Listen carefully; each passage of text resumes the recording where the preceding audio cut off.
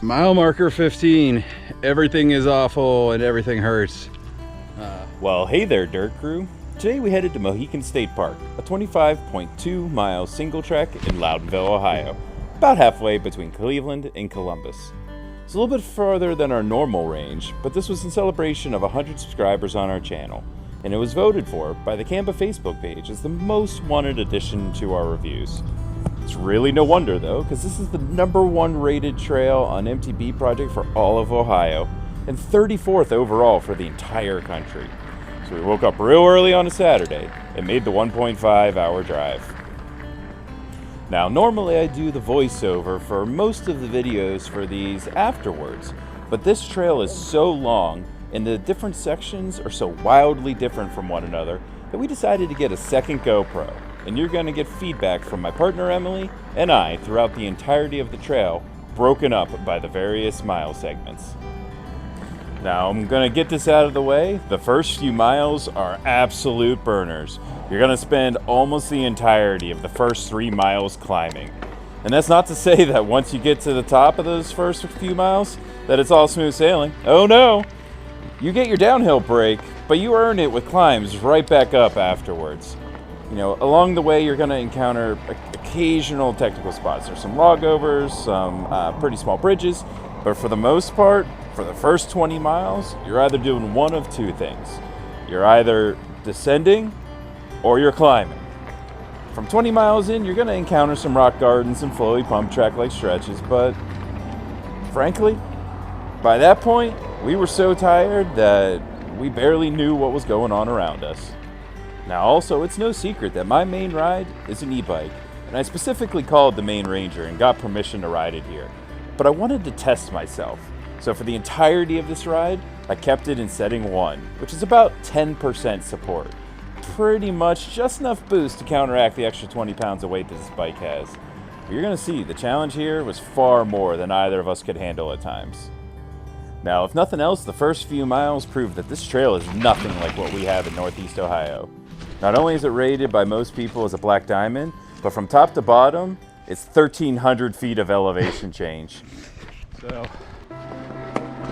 I don't know if it necessarily shows up well in the GoPro, because I know we're in activity mode, which is 60 frames per second, but only 2.7K instead of 4K. But this place is gorgeous. It's about 52 degrees. It's 8:30 in the morning or so. So the sun's just peeking through. And you keep going in between pine trees and like maple. And just the changes are gorgeous. Try not to run directly in the roots though.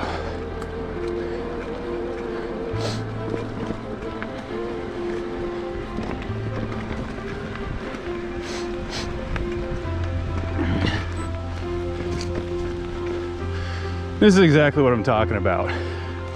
You know, we were just surrounded by like maples and oaks, elm, and then we're back into hemlock and pine pretty much right away. So one thing to kind of keep in mind is that the trail conditions change a bit. So now this is actually pretty clear, but whenever you're in or surrounded by evergreens, you'll often get needles that stay on the trail longer, and they create a layer called loam, L-O-A-M. And loam holds on to water a lot longer than downed leaves and, you know, other decaying vegetation. So you always kind of want to be a bit aware, or more aware, of the trail when going through evergreens as opposed to standard deciduous leafy trees. Oh shit.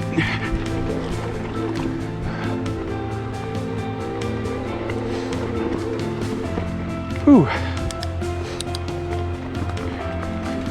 But I gotta say, this whole section is significantly more relaxing, as with the exception of those small punchy climbs, There's no extended, arduous climbs. And there are some of these quick little fast downhills, which are super fun.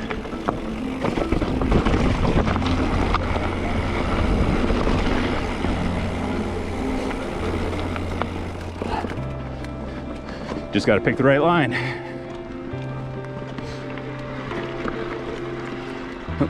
And mile 3. So, whoop, help stay on the trail. Mile 3. So, between mile markers 2 and 3, I would say easily, at least so far, the most enjoyable part of the trail. There was definitely some fun seal challenges, lots of rocks, lots of climbing. Well, no, I take that back. Not a lot of climbing. There's a good bit of small punchy climbs, but no extended climb. It's kind of like what we're on right now, but it only usually lasts about, I don't know, 50 to 100 feet laterally. But a lot of fun, really fun downhill, and it's starting to get a bit more challenging. Oh! And she got further than I did the first time. So, whenever people say the tough climbs at Mohican, this is what they're talking about. So, now I told myself I'm keeping it in 1, so I'm gonna do that. It's only a 10% assist, which pretty much just counteracts the weight of the bike. So here we go.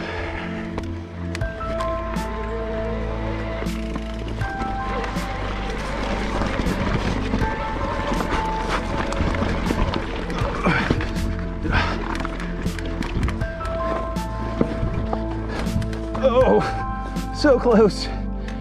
Listen, I could just take that out in editing, but I won't.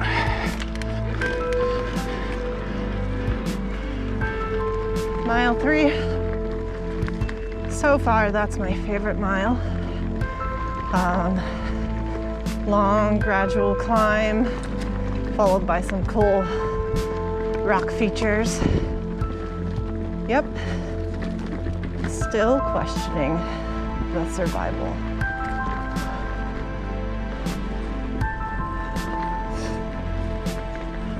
I think we just passed a mile marker, so that would be mile 4. Maybe, I don't know. It wasn't that much different than mile 3. Survival rate? Who knows? Well, we're at mile 5. So, I feel like I'm already in a habit of saying, I liked this mile better than the last one. But in this particular case, it is still true. So, as you'll see or saw, depending on how we cut this, it's a lot of good fun downhill. Couple jumps. The climbs are not particularly challenging, although one is pretty much the worst one here, so you know, a little bit of a contradiction. But overall, super fun, faster than the last few miles, lots of downhill, couple fun features.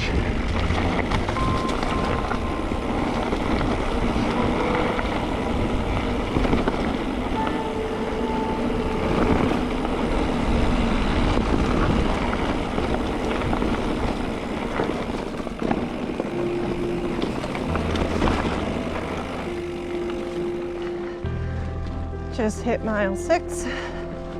Very fun downhills. Not many features except for a weird little logover thing. Yeah. Am I really here? I don't know if I'm still surviving. Oh God.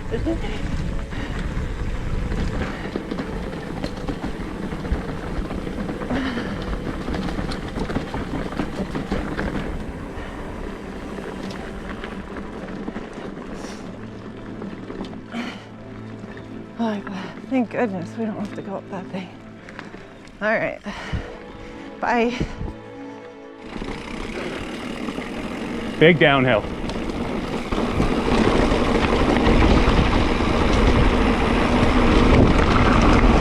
Mile marker 6. Super fun downhill just to get you here. There's actually 2 really fast downhills between mile marker 5 and mile marker 6. Now I spent the better part of that mile saying to myself, what are you gonna say about this mile? And it was kind of boring. It was mostly slow and steady climb. However, the last 500 feet of it, super fun.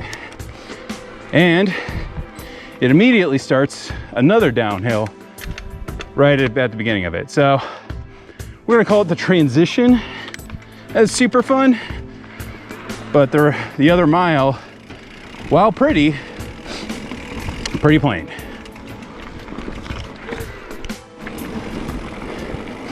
And the hits just keep coming. Tiny little climb leads to another fast downhill. Super fun.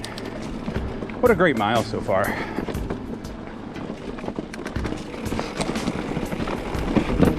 See, the roots are back, less rocks, and it looks like we're back to climbing. Mile 7, testing my wits. Much more technical, did not like it. I don't think I will survive.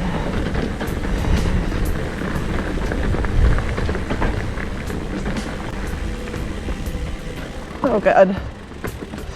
Nope, not even gonna try it.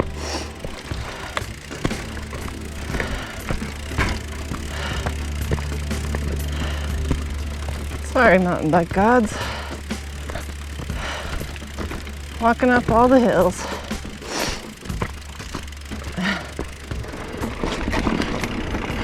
Mile marker 7. Well, we just came off of the better part of an entire mile of downhill. A couple of small climbs, but mostly super fast, super narrow, super fun downhill. So I would say if you got to work up to anything, I know there's a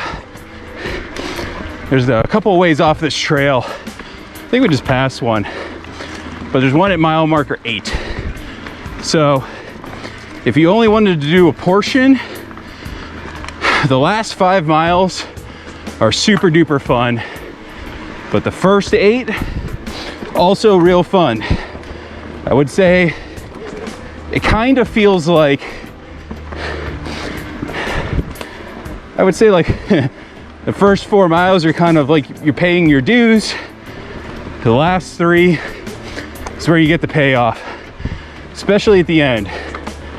One bit of small warning, the fast downhill in the last mile is only about 18 inches wide. And at my fastest, I clocked 27 miles an hour, which is it's certainly not beginner worthy. Might be intermediate, I don't know. But especially your first time through, take it a little bit slower. But it's crazy fun, and I could easily be done at the 8 mile mark and feel a sense of accomplishment. Update on survival. Barely.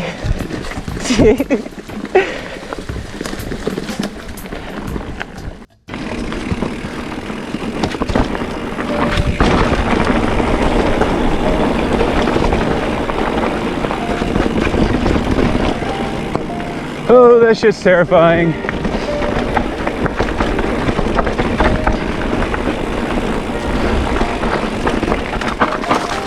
Oh, right in the face.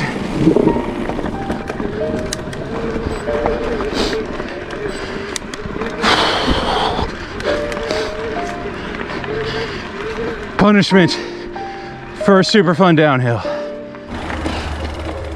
So this is the first bailout point, which is country road, I don't know, 3006, whatever that means. But, and I think it's summed up pretty well on MTB Project. They're not good bailout points. Reason being is that road does not go straight back to the trailhead. It's actually fairly involved to get back to where you started from. So you can do it, and certainly if you've got someone to pick you up, great. But it's not the easiest thing to just end at mile marker 8 and go back to the car. You're most likely gonna want to go all the way to the covered bridge, which I don't know, I think it's like 12 miles in. That road will take you back. So make sure you bring lots of food and water, bring a pump, tube if you need, but you're gonna be in it for at least a little while, no matter what. Oh God. Mile marker 9. Big climb into it. Other than that, oh man. Other than that, between mile marker 8 and 9, I would say nothing super notable. Other than that climb, fairly flat, no features. However, there were 2 long, extended, straight downhill sections. Got up to 29 miles an hour, which is fast. But they were pretty loose, pretty rocky, so may have been a little bit outside of my comfort zone, but was fun. Definitely hitting the first wall physically. I think, again. So, another situation where you have to get on the double track, follow it for a little bit, but good signage. It's never unclear where you gotta go. Oh my.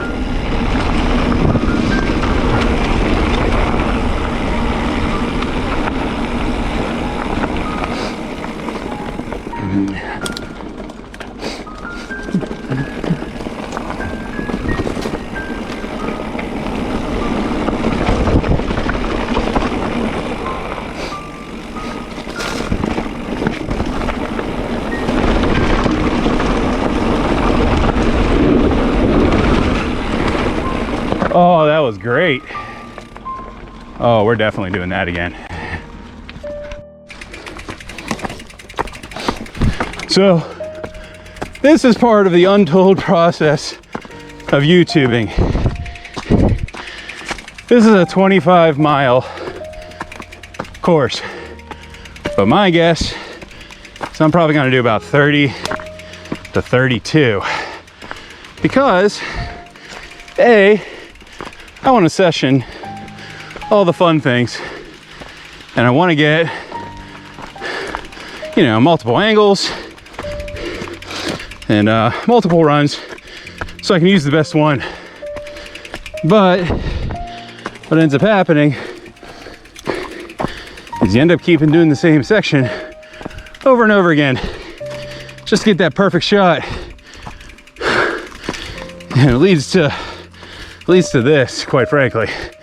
In fact, I got to the bottom, went across the bridge, said, ooh, I want to do that again. To which Emily said, have fun. I'm not reshooting that.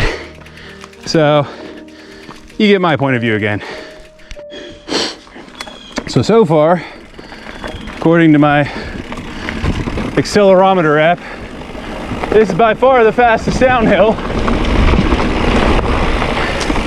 at 32 miles per hour. Again, be careful, but have fun. Oh, that was great. Oh, the uphill is so abrupt that it just pushes you down in your seat. And you know, I'm standing, of course, but it just puts all the weight down in your legs. And it's all you can do to just keep your body up off the bike. It's kind of like a roller coaster, but that was great. And then right after all that, you have this sketchy, fast, rocky switchback, which I think I already said. But oh my gosh, so fun. Jumps. Oh man. And I tell you, truly, unlike most of the places in North. Just past mile 10. Swear to goodness, thought that Jeremy died. And I thought that my life was over. And I'm screaming for him at the top of my lungs, and my voice is breaking because I'm crying. No, his battery just died on the GoPro, needed to change it. It took him like 10 extra minutes, and I just thought he was dead. It was the worst. But I'm surviving. Do. All right, bye. Woo! I'm honestly glad I just sent that, because looking back at it, probably would have sketched me out. Oh.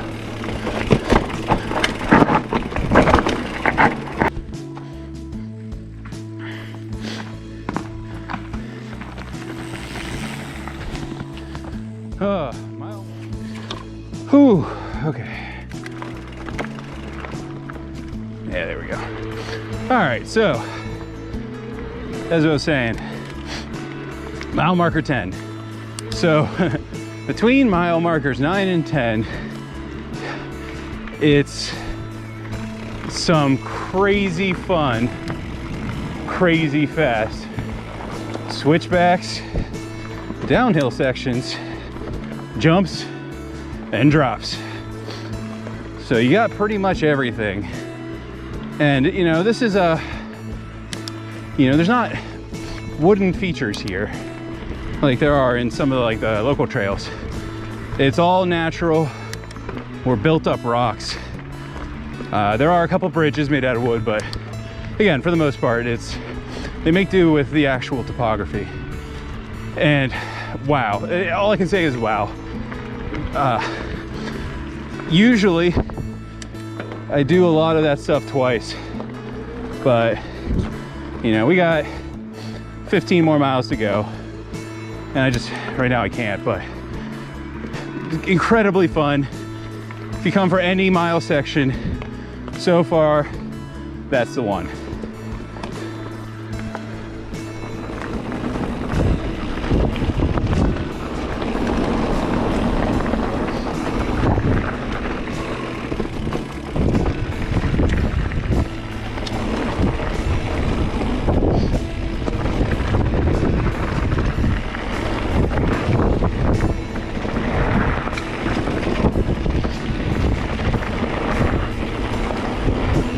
Oh man. So I didn't want to talk over it because I had to concentrate, but mile markers 10 to 11 wow. Again, wow. Super fast, switchy, switchback. I mean, really can't say more than what you just saw, guys. The whole mile itself was pretty fun. Fast, mostly downhill, not overly technical.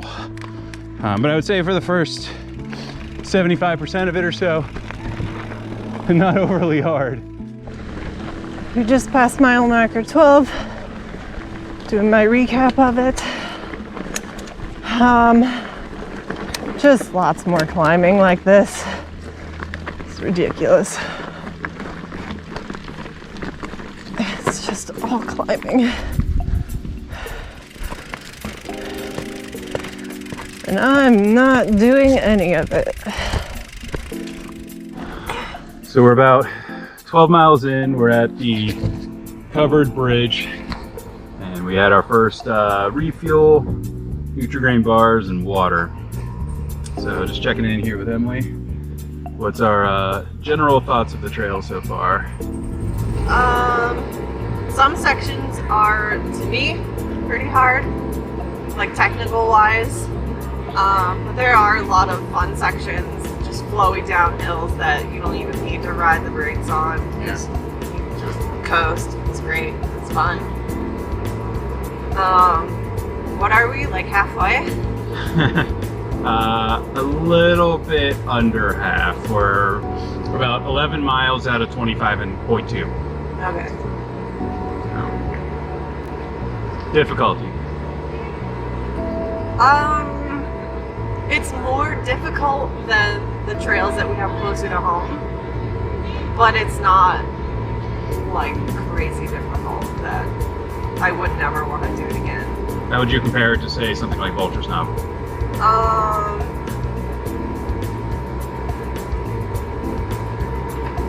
It's a little easier because it's not as technical. I think there's more features that are more scary on Vulture's Knob. Yeah.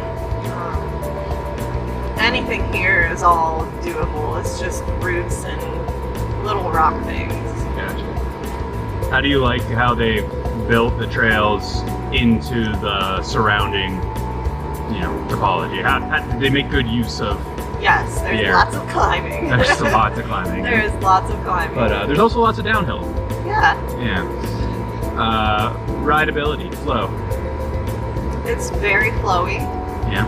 I think if you can maintain your speed, then things will be a lot more flowy, but I can't maintain my speed, so it's not as flowy. Features. What about them? No, just what makes this trail unique compared to home? I think just the area itself, like Mohican, is pretty darn cool to be at. So to be able to ride your bike in this park is pretty awesome. Yeah, and I think just the elevation changes here are so much different that it lends itself to more aggressive riding. It's very grindy. It is very grindy. I like grinding. That's what I've heard about you. Alright, well, and then I guess the last thing to mention is yielding. We have been passed by a lot of people. We passed a few too, and there's walkers on the trail as well. But there's the, especially like in these rest areas, there's a lot of people. So you gotta avoid them, especially now in the kind of current environment. But it's not too bad. Everyone's been very polite about it. They either ask to pass or they just don't say anything and they wait for you to get over. So it's been very courteous, but it's an extremely popular trail, at least, especially, I mean, it's the weekend. It's at this point, middle of the day on a Saturday, which is about as busy as it's gonna get, so.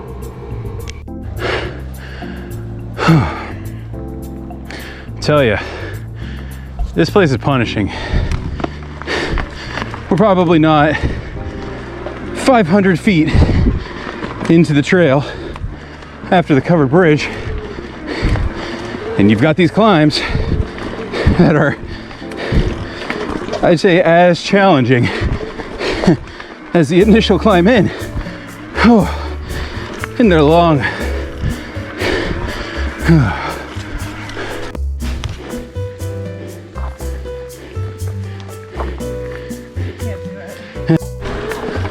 Oh, so mile marker 12. About half done. And this is where, by this point, where the trail goes from this is crazy fun to, oh my God, what have I gotten myself into? As you can see, the climbs here, pretty much the worst. This whole section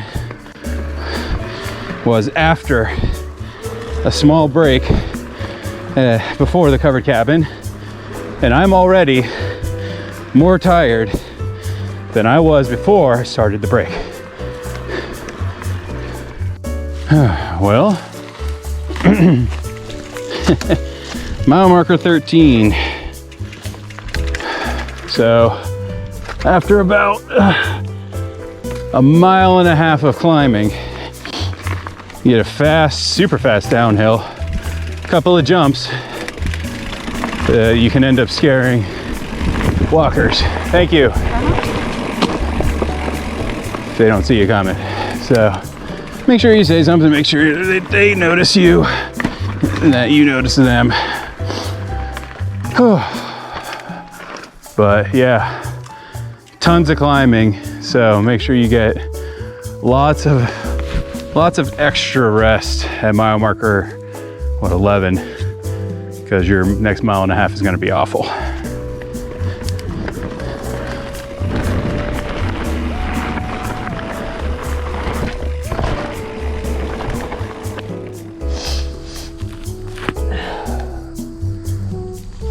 Mile marker 15. Everything is awful and everything hurts. It's been good. The last mile or so there was, I would say, mostly climbing. There was a couple of small jump sections, a root drop, super fun. But yeah, this is pretty much the point where I would say most people might want to bail out. There's a fairly large parking lot. It's pretty easy to get back to the initial trailhead.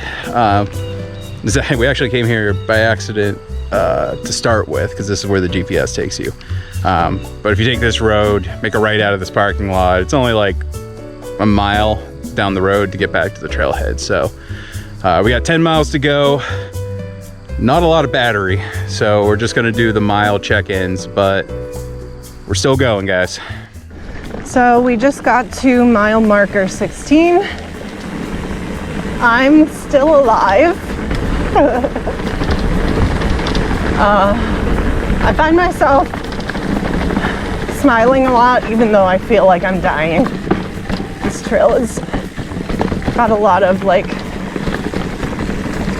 random drop-offs that otherwise would stop me in my tracks, but I think I'm just so tired that I'm just going over them and not even thinking about it. Other than that, mile 16 has been great. Again, lots of climbing, some fun downhills, but mostly just climbing. We still got a ways to go. Surviving, still at a maybe. Doing pretty good so far though. Okay, bye. Well, mile marker 16. If you only rode 15 miles and you either shuttled back or took the road back at that point, I'm gonna say you did yourself a little bit of a disservice, because between 15 and 16 is a good solid half mile of extremely fast but fairly technical downhill through a bunch of evergreens. And not only is it fast and it's downhill and there's lots of rocks and there's lots of roots, but it's actually it's just challenging. There's a lot of water erosion, there's a lot of alternate lines, but extremely fun. So if you have any gusto left at 15, make sure you at least get to 16. Just past mile marker 17. More of the same of mile 16. I think we're getting pretty tired at this point. I really want pizza. I'm just thinking about pizza the whole time. Still don't think I'm gonna survive. But we're doing pretty good. All right, bye. Mile marker 17. We're getting there, folks. That officially means we're 2/3 done. And I don't know, the last mile was, or will be, pretty straightforward. Not a lot of rocks, lots of roots. Much significantly larger roots than Royal View. And you know, you're kind of going up and down, but nothing too dramatic.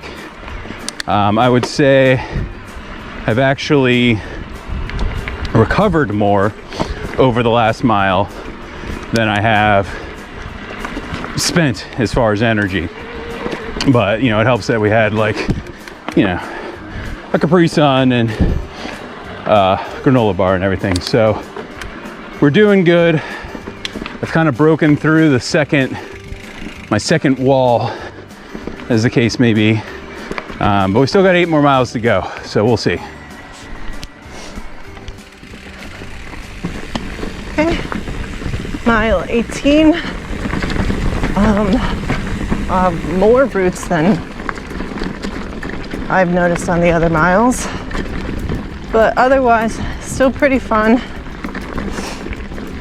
Survivability, I don't know. Maybe it's looking more positive. We'll see. Still got some time, but it's so pretty.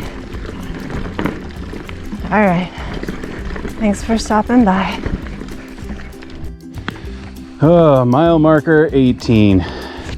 So I would say that this section has the same feedback and issue as mile 8, where the trail itself kind of took a back seat to how gorgeous the forest itself is. The trail narrows to about 18 inches wide or so, with really dense foliage on either side. But I mean, you're riding through evergreens and there's ferns everywhere, and it just feels pretty magical. But the trail at that point, not a lot of climbs, not a lot of downhill, mostly just kind of windy single track to get lost in.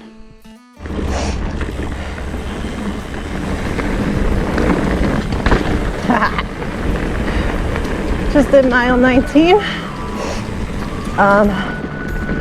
That was very fun downhill. It looked like you could do some nice little jumps if you really worked for it.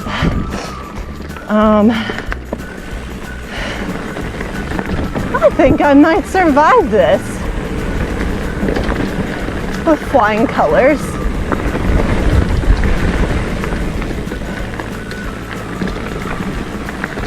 Mostly what it is. Oh, this looks fun. Nice and wide. Oh God, but it gets skinny.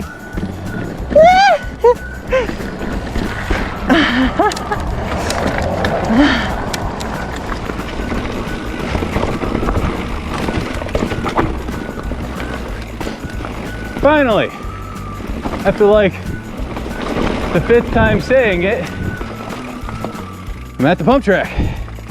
Oh. Super fast, super fun. Of course, I'm not super fast, but a great area to learn skills.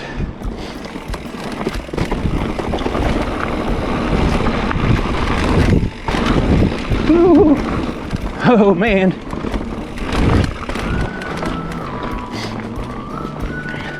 I wish I was faster.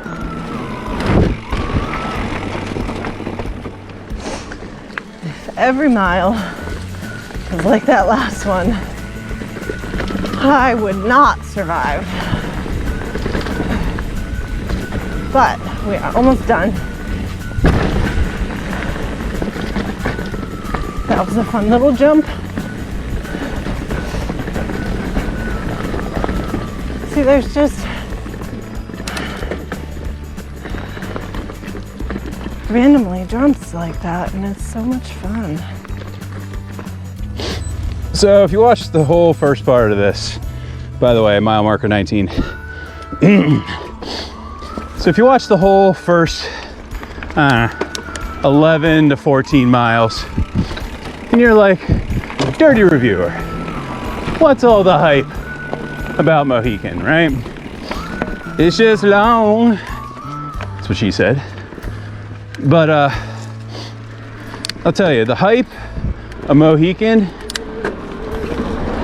is in these last few miles. Not only does it make up for all the damn climbing you've done, because most of this is downhill, except for, of course, literally right this second. But we had kind of a pump track where you could just, you know, if you were more skilled than me, you could actually carry your momentum through all those jumps. And then here, with all these fast berms, which scare the shit out of me, this is what the hype's about, right? It's fast. There's actually some wood bridge here. This is the first one that's more than about 4 feet long. But that whole section is just ridiculously fun. If I wasn't on the verge of death, I'd probably ride it again.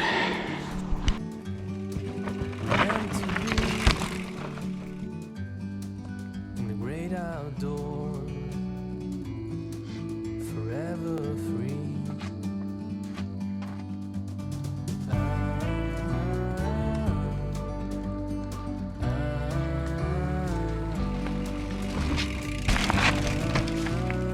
Well, mile marker 20. And I'm gonna say that with a little asterisk beside it. Oh, fuck me. I'm gonna say that with a little bit of an asterisk because, so we got lost going between 19 and 20. And you get along a road and you only go along the road for about 500 feet. And the entrance to the trail is on the left. But the sign is about 4 inches by 4 inches, maybe. So we missed the sign, traveled about a mile or so down the road, all downhill, until we got to a stop sign and realized there is no trail signs. So we had to turn back around, mile and a half back up the road or so, and we found it. But we're now on mile marker 20, again with an asterisk, but according to GPS, we've gone 27.5 miles. So it's going to be a combination of back tracing or backtracking to reshoot, because again, that's kind of the reality of this is, you know, you need to take 3 shots of something just to make sure you get it right. And then we just added another 3 miles. So I was pretty much on for, assuming we don't get lost again. And we're running out of battery, so it's not like I'm gonna be filming a lot anyway, but we're gonna end right at around 32, 33 miles. Just past mile marker 21. Yet again, walking up a hill out of nowhere. Yay!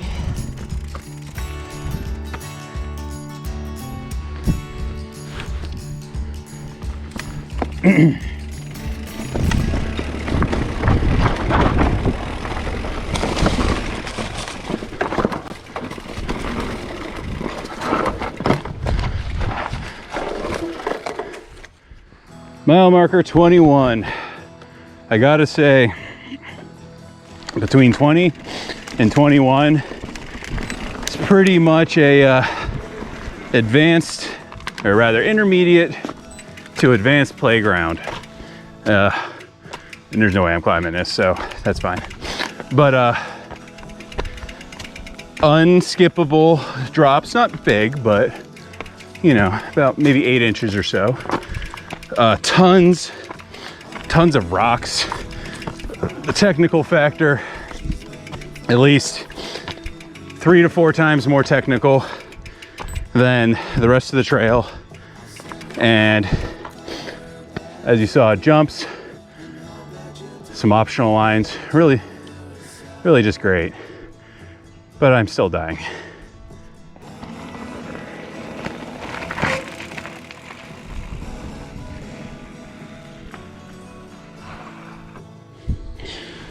Mile marker 22. We're so I'm getting to the point where I'm dreading downhills, because for every downhill you got to work back up. But we're still going good. I'm pretty much exhausted. We've run out of water. Got food, but I don't want to eat food without water. But still doing good. Last mile, pretty fun. A couple downhill sections, lots more climbing, like you see here. But more of the undodgeable drops. So I would definitely say, so far the last 5 miles or so, significantly harder than the first 16. Mile marker 23. Last mile was very climby. Yet again, lots of roots. I think maybe I'll survive this time. Goodbye. Chapter 23 of how I almost died in Mohican. Huge downhill, crazy amount of fun. It has been ultimately incredibly rewarding to get to this point. It's certainly not been easy. We got 2 miles to go, and all of this is just a treat. I mean, drops, hip jumps. It's great. Yeah, they're still climbing. It would not be this trail if there was not climbing, but I mean, I said it at one of the previous miles, and I'll say it again. This is why you come. It's the last 5 miles or so, and it's amazing.